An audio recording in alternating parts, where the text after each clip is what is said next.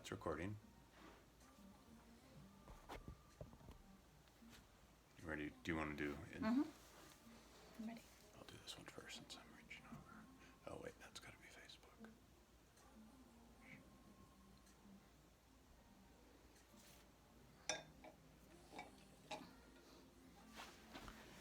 Oh, there, fat fingers.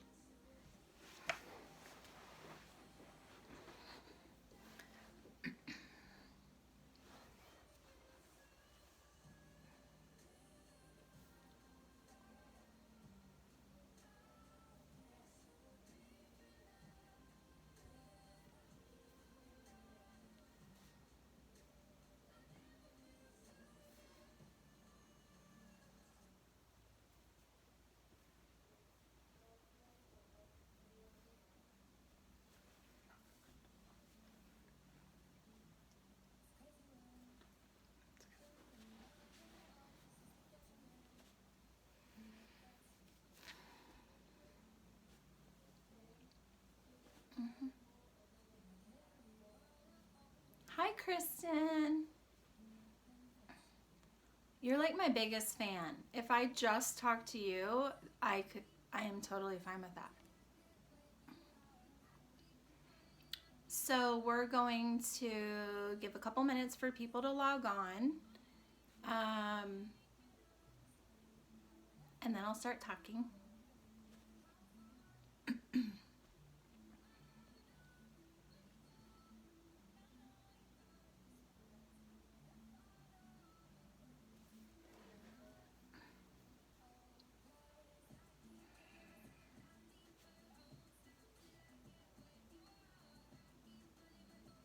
Give us just 1 second. We're having a hard time with Instagram. I got it.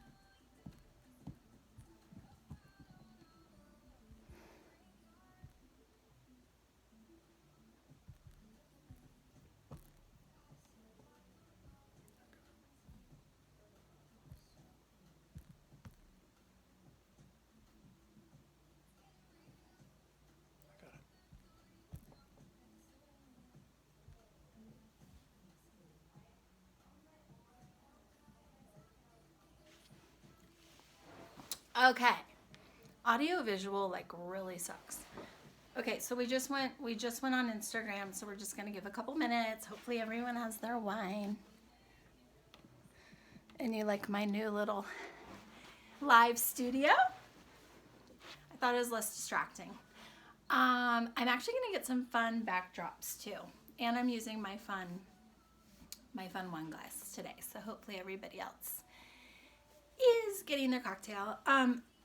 So while everybody's logging on, I was going to tell 2 funny little tidbits of things, totally unwedding related, because I don't really share a lot of my personal life on social media. I don't even have a personal Instagram account. Just 2 little, get to know Heather kind of things, more related to my kids. So my daughter, Sydney, who's 13, just made her like big debut this week in a play, which was so exciting. She's an aspiring actress, and she also tried out yesterday. She auditioned for a play on Broadway, so definitely we'll keep you posted on that. She wasn't able to fly to New York to actually audition, so she had to do it kind of remotely, but we'll see what happens. So that's kind of fun. I always wanted to walk a red carpet, and it might be because of my daughter. And then the other thing that was kind of funny this week, so my son, who's 11, is going into middle school next year, and his sister is in middle school. And she was helping him pick his electives, so they get to choose kind of what they want to do. So she was helping him like rank, she's like, oh, this is cool, don't do that, that sucks, because will be 2 years ahead of him. And so she was helping him, and he was rating all of them, and he literally got to one of the electives and was like, what's chore? Okay, it was choir. Yeah, so anyway, we might need to help him a little bit. So I wanted to talk about photography today, And since I said I was going to talk about it, I've actually gotten some DMs from some photographers, and I asked them, you know, hey, is there anything you want me to cover or say? And they were like, no, but I just want to see, you know, photography from someone else's perspective. So you're going to get it from a planner's perspective, but my perspective obviously is my perspective. So just keep that in mind. And if any of my photographer friends are on and they want to make comments or, you know, ask questions or even things pertaining to photography and planners, please feel free to do that. And I will answer questions at the end or, you know, even during, now that I can see, I've got my little setup here now so I can actually read comments and see things. Okay, so we're going to talk about photography. So I have been doing this for about 17 years, and I would say that I've learned a lot throughout the years. I've made lots of mistakes. It's really the only way to learn this business. You can't really go take a crash course. You just have to kind of F up a bunch and then you'll never do that again. And so that's basically what I've done. And photography was not something that I put a huge focus on a long time ago. In fact, photography, when I got into the business, you could get a great photographer for $1,800. My brides out there that are on know that you cannot get a great photographer for that anymore. Funny enough though, the first photographer that I worked with when I got into the industry is not a photographer anymore, but she charged $1,800, became an amazing photographer, and then launched a company called Artifact Uprising, which many of you probably know. So she definitely worked her way up. She's not a photographer anymore, but photography has changed so much. When I got into the industry a few years into it, film was all the rage. Everybody was doing film. Digital wasn't really a thing. And for a lot of you that know anything about wedding photography, digital is definitely a thing. And so the landscape's kind of changed. Some things have gone back and forth. I've noticed some photographers that started with film, went to digital, went back to film, vice versa. Started in film, went to digital. And I actually talked with one of my friends, Steve Steinert, and his wife about this. And if you don't follow them on Instagram, you should. They're amazing. And they were saying that they probably last 5 years, made the switch over from film to digital because the capabilities of editing digital now can literally make it look like film. And I talk to a lot of digital photographers who get frustrated when clients want to hire film photographers because they're like, I can make any picture I take look like it was taken on film. So just kind of something to consider, probably a little too technical. I'm not going to get real technical because I have no idea what I'm talking about for the most part. I just want to talk about photography as it pertains to how important it is and the emphasis that you should place on it when you're planning your wedding and when you're picking your wedding photographer, because not all people have the luxury of hiring a wedding planner and relying on us to say, hey, here are the photographers we recommend. Here's who we think would be a good fit for you. We've kind of vetted everyone out. And so if you don't have a planner, this is meant to, or if you do, that's fine too. This is meant to kind of walk you through from a photography perspective and a planner perspective. And I think I have a lot of photographers that would agree with me on most of what I'm going to say, what you really should consider and look at when you're hiring your wedding photographer. So all my Instagram lives always seem to start with the budget. Yeah, I know. But that is the thing. So budgets obviously is a big part of photography. And I would say that from my perspective, years ago when I was doing clients' budget, I wouldn't necessarily allocate a lot of money towards photography. And now I do. And the reason I do is because at the end of the day, and not to sound cliche, but at the end of the day, the flowers are dead, the food is in the garbage, your guests are home. The only thing you have left for the rest of your life is your photography. And of course your video if you hire a videographer. So really super important. Definitely think, it's worth the investment. And from my perspective too, it's not just looking at it from the standpoint that I think it's important that clients focus on hiring great photographers, but also when we put so much time and energy and effort into planning these amazing events and beautiful florals and details and decor, and a photographer comes in and isn't a good photographer and doesn't style the shot properly, doesn't use the proper lighting, gets stuck doing family photos at cocktail hour and doesn't make it to the room to do the room shots before the guests go in. All of those things are so important to us as planners, because at the end of the day, that's what we're left with as well. And we take a lot of pride in our work, just like an artist would. And so, you know, it's important to us that our clients hire great photographers too, because if they're spending all that money on the details and things, you know, we want to make sure the photographer, you know, puts a focus on that as well. So I would say for the most part, just, you know, photographers are all over the board from a monetary standpoint, but I'd say our clients spend somewhere between $7,500 and, you know, $20,000. There are definitely photographers that charge more than 20. There are tons of photographers that charge less than $7,500, and they're great. It just has to work, you know, with you and your budget. I'm gonna do a chat next week on the top 10 things I think that clients should spend their money on at a wedding, and sort of talk about what I think is a huge waste. And photography is definitely something that I think is so important. I have worked with photographers that are so talented that I've literally gotten the images back and they made the wedding look like 10 times better than it actually was. And I know because I was there, and that is a good photographer.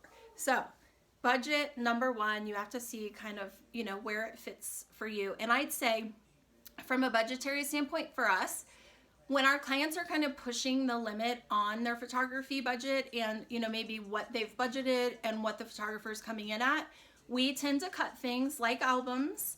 They are super time consuming for the photographer. They require, you know, but they're also expensive, but they're expensive because obviously it's a hard good that the photographer has to buy, but also they spend a lot of time laying them out.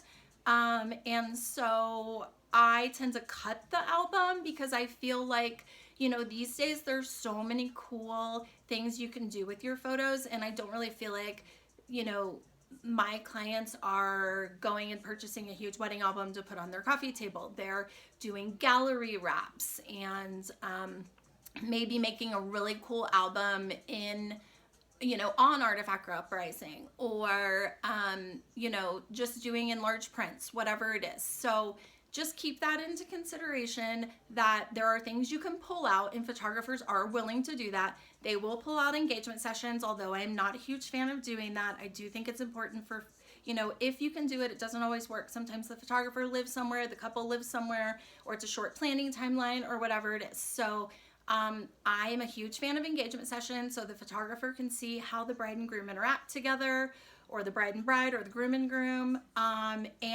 you know, is like, are they super awkward? Do they like kiss the whole time? Does he close his eyes? You know, that type of thing. So it's good to find that stuff out before your wedding day. But there are photographers where you can pull the engagement session out and they will, you know, give you a little discount on the price. But the album's the huge thing. So we are huge fans of, you know, at least 2 photographers. I think it's super important for many reasons I'll cover in a minute. And at least 8 hours. I think it's so necessary. And online proofing and gallery of all high-res images. So those are the key things that I feel like someone should really look at when they're hiring their photographer. Equipment and knowledge. I mean, I thought about that, you know, when I was thinking about this, and I look, you know, I follow so many different Instagram accounts, and I see photographers talk about, you know, my new Sony XL3900 something, and I have no idea what they're talking about. And I remember, like, way back in the day when I got started, people would always ask, do you shoot on Nikon or I think it was Fuji? I can't remember. And I'm like, who cares? Okay, sorry, my photography friends, I have no idea what the difference is. However, I do think it's important that, you know, your photographer is very comfortable with whatever it is they're shooting on. I have a couple of photographers that actually show up with multiple cameras, which I love. My friend Adam Hausman is one of them. He has all these little gadgety cameras that look like they're like super old, but they take the coolest pictures. So I think the more cameras a photographer's wearing on the day of your wedding, probably the more prepared. But you know, you may want to just ask them like what kind of equipment they use and why they use it. You know, why do they like Sony over Nikon over, you know, whatever, and just let them tell you, because they know, and maybe it'll make some more sense to you than me.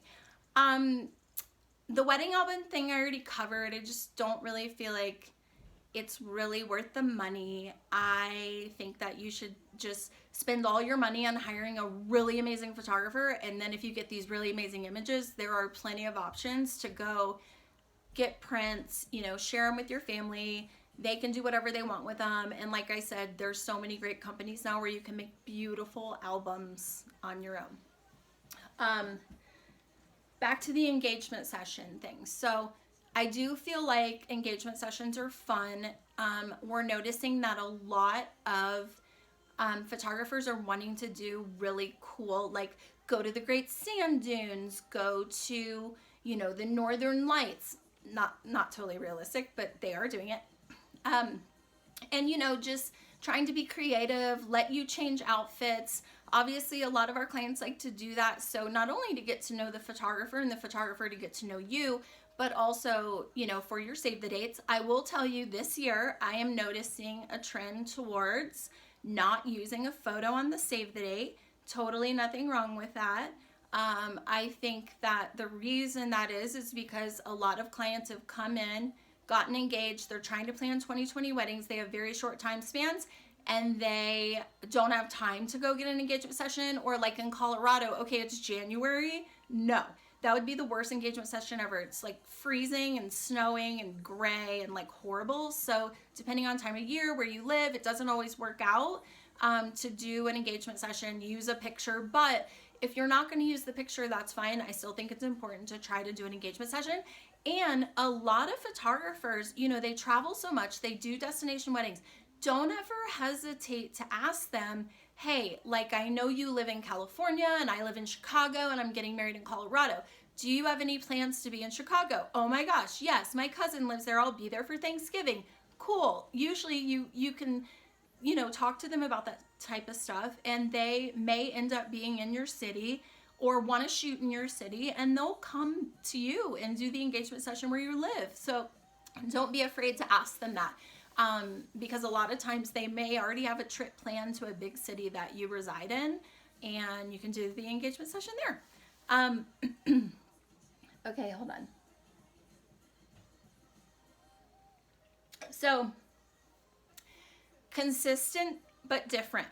I know, weird. But what I mean is this.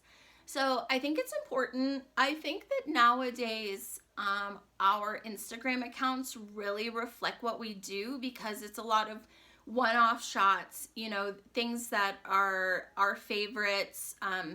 We try to spend a lot of time on doing a mix of all kinds of things that we feel like interest people, and we really watch to see like what are people liking, what do people love. I know that I tend to get a ton of likes on like really over the top decor or animals or cakes. People love like really cool cakes. So, you know, we try to do a mix of all of that stuff. I think when you're trying to pick a photographer, you should look at their Instagram account, look at their, you know, website, but the website kind of almost tells like a story. So like if you go to our gallery, obviously you can click on so-and-so's wedding and you can see all the images from the wedding. What I think is important when you are hiring a photographer and you're looking at their Instagram and you're looking at their website is to make sure that you feel like their photography feels consistent but different. Like, I would not want to hire a photographer where every single bride and groom shot was styled the same. It's the famous like throw up the veil thing. And it's like they do that every single time with every one. That doesn't feel like special or unique to me. So I think trying to hire a photographer that has a consistent look and feel, and you know, you have some sort of emotion towards their photography, but depending on where they are or what the color palette was or what the aesthetic was or, you know, what the bride was wearing or whatever, I think it's good to see how they kind of took a personal spin on that particular wedding so that everything doesn't look the same, because then all your pictures are going to look the same, and that's not fun. I think when you look at a photographer's website too, you should look at like how they take a shot. You know, are they trying to like pose the bride so she looks like, you know, a supermodel? Do you want to look like a supermodel on your wedding? Maybe you do. Maybe you want to look, you know, just one step elevated above your normal self. But the thing is that you have to kind of put yourself in that situation and think, you know, is that how I want to look? Is that, you know, how I want to be portrayed? I think that's super important. And like, even from our perspective as a planner, you know, we don't want all our events to look the same. And we just recently started working with a client that said they were interviewing us and another planner, and they chose us because the other planners' weddings all look the same. And that's no fun. Like, I don't want to work at the same venue every weekend. I don't want to do the same color palette all the time. We love changing things up. It is much more fun and creative. And so I think from a photography perspective, it's good to see that they can sort of change things up too. I also think, to my next point, it's very important that they are good with details, because from our perspective, for sure, because trust me, we have done some really beautiful weddings. We've gotten the images back, and then we hated the wedding. We were like, definitely not going in our gallery. Like, the wedding was so much cooler than this, but the pictures are dark. They didn't get the picture of the coolest thing on the table. You know, and it's like such a bummer. It's like a total waste for us. It's just kind of goes in the vault, and, you know, maybe we can pull like one Instagram picture out of it. But I think that styling details is so important, you know. So what I mean, does the photographer get like your cute little cocktail napkin with your dog on it and your cute little pink, you know, jalapeno margarita with the sugar rim and the paper straw, and they go up to the girl in the like really cute dress, and she's got her nails painted, which I don't, but who cares? She got her nails painted, and she holds the drink on the cute little napkin in front of her dress with the straw and takes the picture. Those are all the things that all of us see on Instagram and love. And so you want a photographer that's going to take the time to style shots like that. Your invitations, your rings, your shoes, you know, your veil, all of those types of images are so fun at the end of the day to look at, because everybody put a lot of time and money into thinking about them. And so I think it's important when it comes to photography that you see if your photographer is really good at shooting details. That's super important. So this one's going to be, well, I'll go to my other one. Hold on, please. So, personality, I mean, so important. It, like, jiving with your photographer and making sure that you feel comfortable around them and they feel comfortable around you, I mean, so important. I was just talking to a girl yesterday, and she was talking about how she wants to feel comfortable with her planner, and I was like, girl, yeah, like, you're gonna work with this person for a year. You probably want to work with someone that maybe, you know, you want to treat like you want to be friends with after your wedding. I mean, like, I did a few Instagram lives ago and talked about how when I got into the business, I looked at it more of like a business transaction, and now I definitely see of it more as a relationship building. And same thing with your photographer. I'm working with a couple right now whose photographer shot the sister's wedding, and now he's shooting the other sister's wedding. So clearly he not only did a great job, and then of course I said he was amazing too, which always helps, but he, you know, stayed in contact with the family and built a relationship with them. It just wasn't like a one and done and never heard from them. And now the next sister gets married and hires the same photographer. Like, everybody wants that. That's the dream. Go plan the four sisters' wedding. Go shoot the four sisters' wedding. That's what everybody wants. So I think personality is so important. Now, on that note, I will tell you, I very rarely ever have my clients meet with a photographer in person. Most of my clients don't even live here, and a lot of their photographers do. So it's just not really, feasible.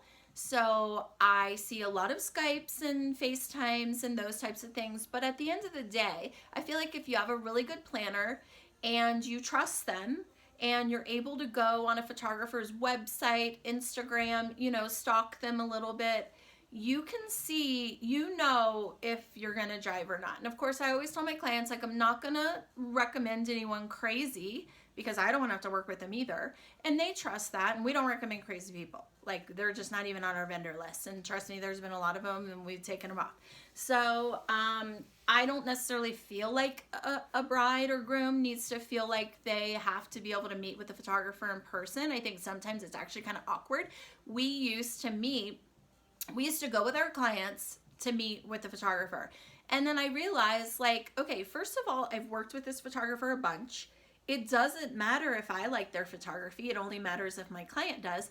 And then I felt like the photographer really couldn't sell themselves to the bride and groom, or bride and bride, or groom and groom, while I was sitting there. Because, we all want to say, like, oh my gosh, I'm like the biggest photographer in Colorado, and I did so-and-so's wedding and so-and-so's wedding, and I just didn't feel like, I felt like my photographers were feeling intimidated that I was sitting there, because I'm like, oh really, is that so?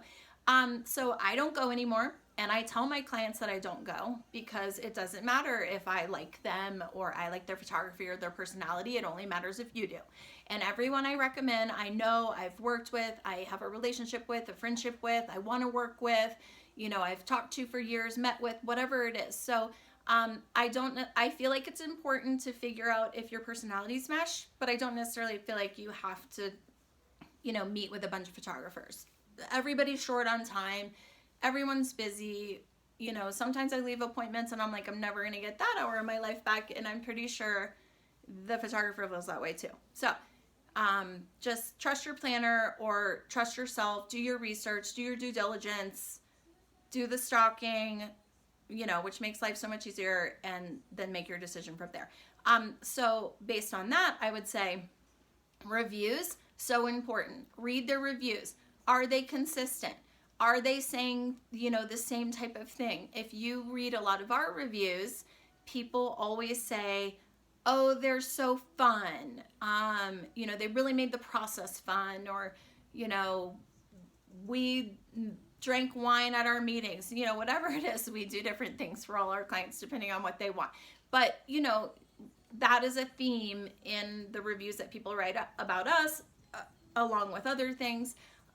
Look for a theme when you're reading the reviews on the photographers. And if it's something that's important to you, like, oh my gosh, I keep hearing review after review after review that, like, they made everyone feel so comfortable, the family loved them, they delivered the images, they were professional, they were flexible, they went above and beyond, all of those types of things, so important. So definitely do your due diligence on the reviews. If you are going to hire a photographer and they're already booked, and I do this, especially if I'm kind of like, it's a date, everyone's booked, and I'm like, oh my gosh, I've like run out of all my favorite people. I will ask the photographer, who would you recommend? Clearly they like you, they like your style, they like your photos, so who would you recommend? And then they'll sometimes throw out names I've never even heard of before, and then I hire that person, I work with them, they're amazing. So that is a great thing too. If you're going to hire a photographer, they're already booked, ask them. We are all friendly with each other. There are plenty of weddings to go around, and any great photographer is going to say, you know what, I'm sorry I'm booked, but here are my other favorite people. So definitely feel like you can do that. So this is kind of a big thing for me. And so this is going to be one of those like personal things. I feel like you should do some research on the photographer and how they present themselves in their personal life and their professional life. So, like I mentioned before, I do not have a personal Instagram account.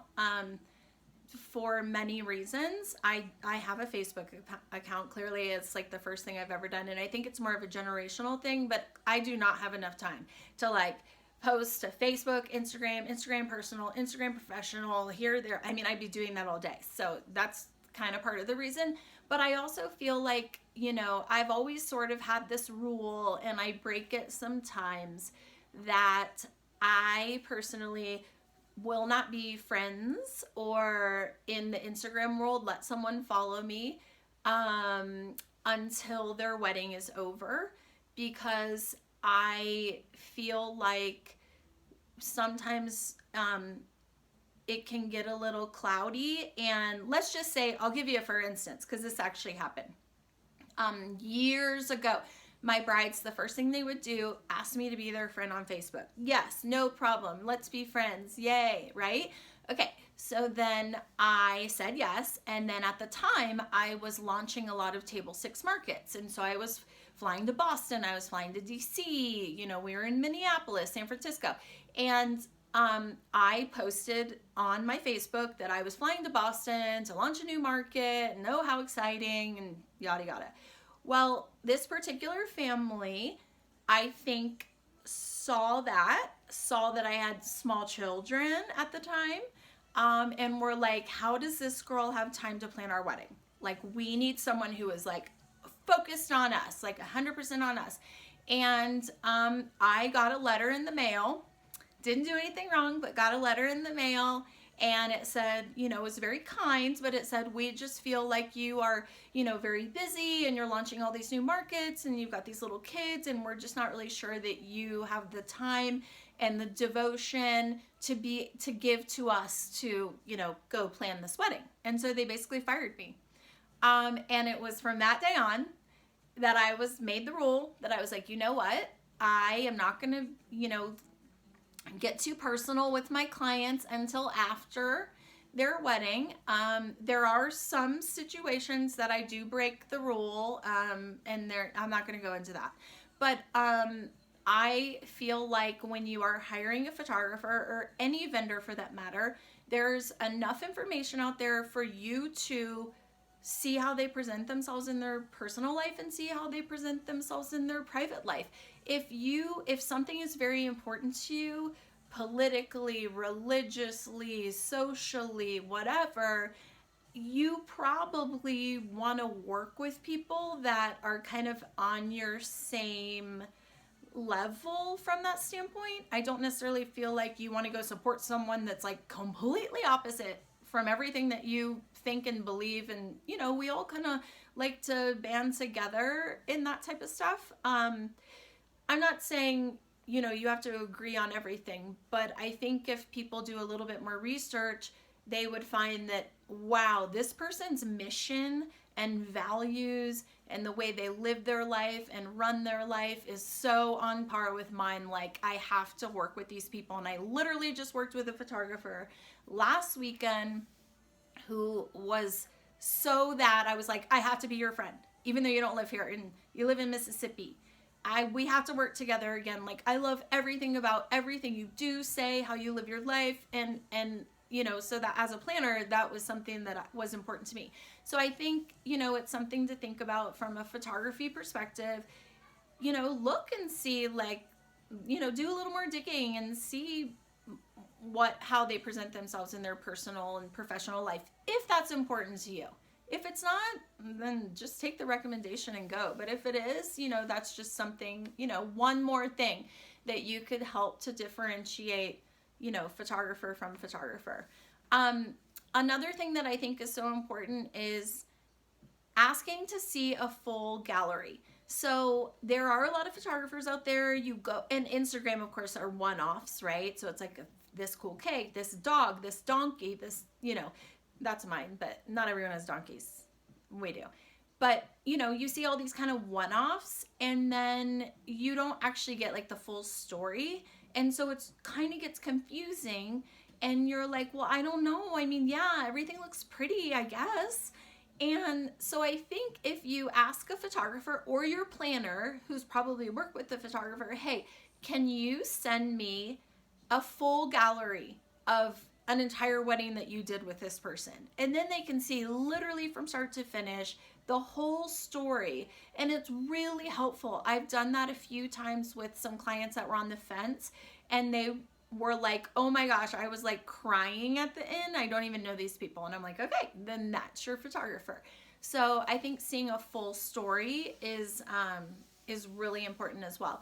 And then one last thing, this is probably like a little more important to us than it is to a bride, but if you want to get published, which we always do, we're always up for the PR, you definitely want to look at working with a photographer that getting published is important, or ask them, hey, like, do you like getting published? Is that important to you? Do you want to get published? Most really good photographers do. It does take a lot of time and a lot of effort, and you know, everybody has to kind of band together vendor wise, and sometimes it's like really extensive depending on the publication, and you have to answer so many questions, and they have to interview the bride, and it's like a real pain.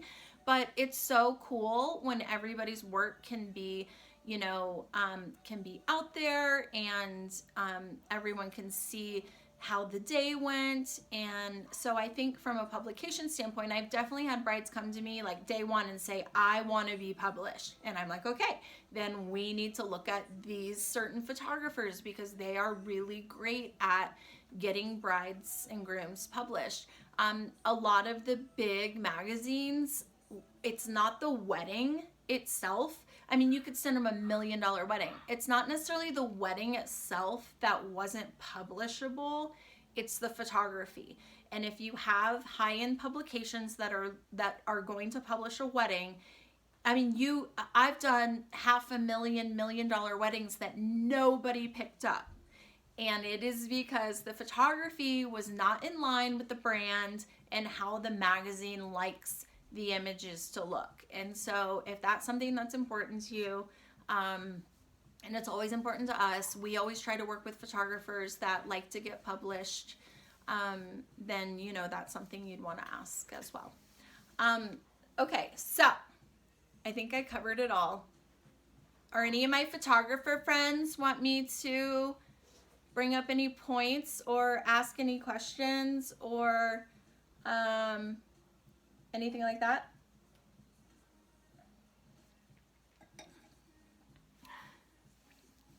Okay, then I'll talk about one more subject. Film versus digital. Okay, so we had an amazing photographer for our engagement session who shot film, and the pictures are so gorgeous, and I would have loved to have her shoot our wedding, but it just did not work out. So we had an amazing wedding photographer who shot digital. The images are outstanding, both of them, so happy, but they're very different looking. Film is very ethereal and light and bright, and to me, not as clear and not as vivid from a color perspective as digital. So I chose and there are some photographers that'll do both, so that's great, kind of best of both worlds. I personally lean towards a digital photographer. I think film is beautiful. I love it. We have some amazing, very uber talented film photographers in Colorado. It is more expensive. They have to send the film out. It has to be processed. It's like a whole nother deal. But I'd say when you're considering like what look you want, really think about, you know, color and vibrancy. There's this new thing that I just like hate. So sorry if I offend anyone, but so you go on Instagram, you're looking through pictures, and it's like brown, it's like a brown filter or something, and like the whole wedding looks brown. I worked with a photographer a couple years ago, and I actually did the floral. This is when, you know, I thought I wanted to be a florist, which was like the biggest mistake ever. It's so much work. Oh my God. I have some mad respect for florists. And I got the images back. The color palette was like blush and white and ivory and so pretty. And I did the flowers, so I know what they looked like. I got all the images back. Brown. Everything was brown. Like, what is that? I like hate that. And then the other photography thing I hate. See, if you guys aren't going to ask questions, I'm just going to like be on my soapbox. The other thing is so the brown filter thing, and then this moody dark stuff. Like, it's just, you like scroll through someone's Instagram page and it's just like dark, moody. Like, oh, for me personally, no. I like when it's bright and it's the real colors. Maybe even it's like a little brighter than the real colors, and everything's really clear and like crisp and happy. And I got a thank you, Wasabi Photography. Do you eat a lot of sushi? Yes, there is a huge trend toward making everything light and airy or orange. So maybe it's orange that I'm seeing, not brown. Thank you for mentioning that. Yes, light and airy is a thing. And then the orange brown thing. Oh yes, Sarah Porter. Here's how she put it. Amen. It's like they dip the photograph in sweet tea. It's so true. But why do people like that? Can someone enlighten me? Because I'm just not sure. I'm not saying that if you do that you're like a horrible photographer. It's just like really sad when like you have a pink wedding that comes back sweet tea colored and nothing is like what it was. And like, I was there. I saw, So thank you too for mentioning that. So Sarah, you're a film photographer, right? I'm pretty sure you are. And then Wasabi, I'm not sure, but I love the name of your company. I think it's so fun. But photography is definitely, Sarah's a hybrid. So I think that means that she does both, which is amazing. Like, in a perfect world, I would want a hybrid photographer that did both. Am I right, Sarah? Is hybrid both? Because some things do look really pretty. Yep, she does a mix of both, and we have some weddings together this year, so I'm excited. Some things do look much prettier in film, and then other things are just so much, like, film is really beautiful, like outside in a certain light, or, in certain situations. But then obviously like inside and stuff, I think it's much harder. What else? Photography wise, anyone have any like comments, questions from a wedding planner's perspective for photography, or like what do we look for when here, I'll ask a question for you. What does a wedding planner look for in the photographers that they refer? I will tell you, because here's the thing that drives me crazy. So we obviously have a very extensive vendor list, and we have vendors reach out to us every day. Hey, will you refer us? And it's like, I don't even know you. I haven't done anything with you. Like, how can I do that? Sometimes I say, yeah, I'll refer you. How about you come do my like Christmas shoot with my family, and then I can like see if I feel comfortable with you. But there is nothing worse from a planner's perspective than having a vendor reach out and say, hey, I'm so-and-so, I just moved here, will you put me on your vendor list? No, I will not. It is not that easy, and it wouldn't be that easy if I did the same thing and reached out to the Ritz-Carlton and said, oh, I just moved here, can I get on your vendor list? Like, you have to prove yourself for sure. We look for, a few things. Responsiveness. Like, if I have to chase you down for 3 weeks to get a contract, probably not referring you again. We answer emails all hours of the day and night, 7 days a week. So I know not everyone lives that way. That's just us. And so I like to work with people that are very responsive and that aren't going, I'm not going to have to like chase you down to get information. People that are very flexible on the day of the wedding. Like, we put in very, pretty stringent timelines on things. It doesn't always work like that. weather, transportation issues because a car blew up on I-70 and now people aren't going to get there for 2 hours, which actually has happened.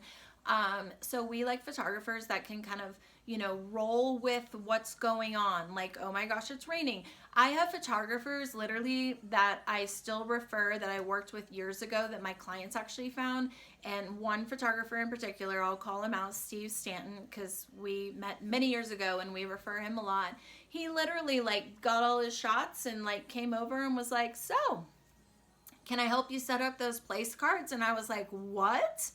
And just, he was so cool and calm and collected and laid back and just very, not like I am the photographer and I do nothing else and, I'm Mr. Creative and all my black clothing and this is what I'm going to do and we're not straying from anything. He was just like, yeah, cool. Let me know if you need anything. And I was like, you are so awesome. I have to be your friend and I'm going to refer you for the rest of my life.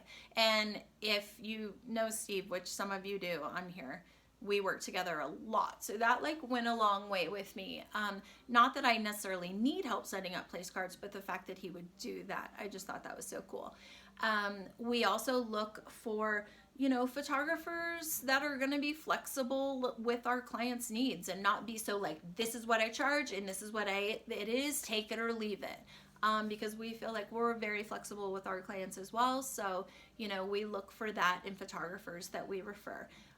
Photographers that are very supportive from the standpoint of they are making sure that we get images, all the vendors involved get images, they're submitting the wedding. I mean, Adam Hausman just submitted a wedding and I didn't even know he did it. And he's like, oh, sorry, it just got published today. And I'm like, yay, that's amazing. So photographers even that are doing stuff behind the scenes to promote themselves, promote the planner.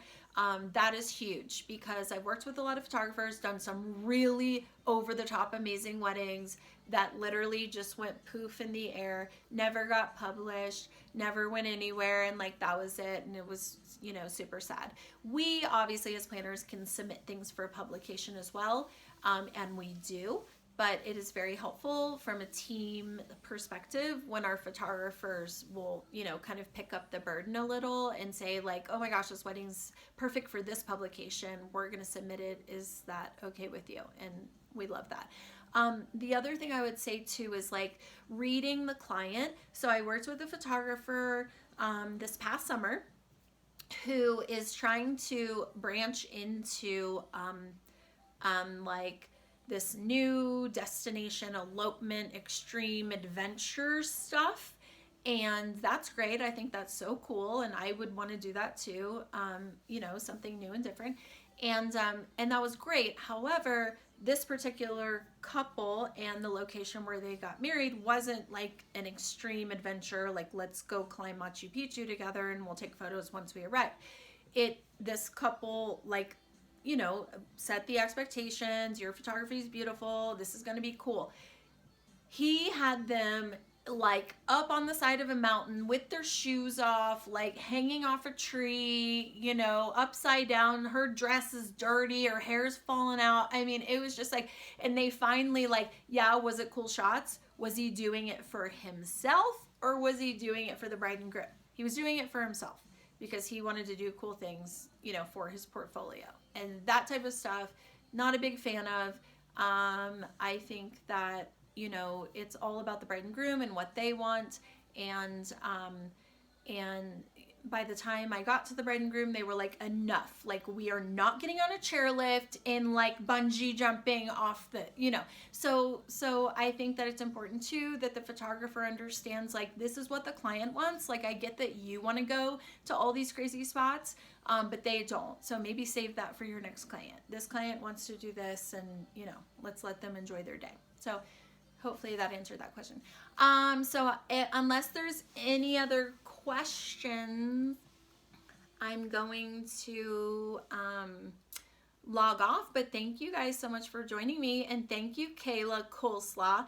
So Kayla Coleman was actually my wedding photographer and we loved her so much. She went above and beyond And when I talk about all the styled shot stuff, I haven't posted any photos yet, but she definitely did it. And thank you to Adam Hausman. You know, I love you so much. Appreciate you. See you in May.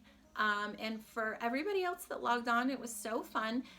So next week, unless anyone has some like pressing topic they want me to talk about, I am talking about the top 10 areas that I feel are super important for a bride, groom to spend their money when planning their wedding. Kind of like what gets noticed, what doesn't, from a planner's perspective, from my perspective. So thank you so much for joining me, and I'll see you next Wednesday.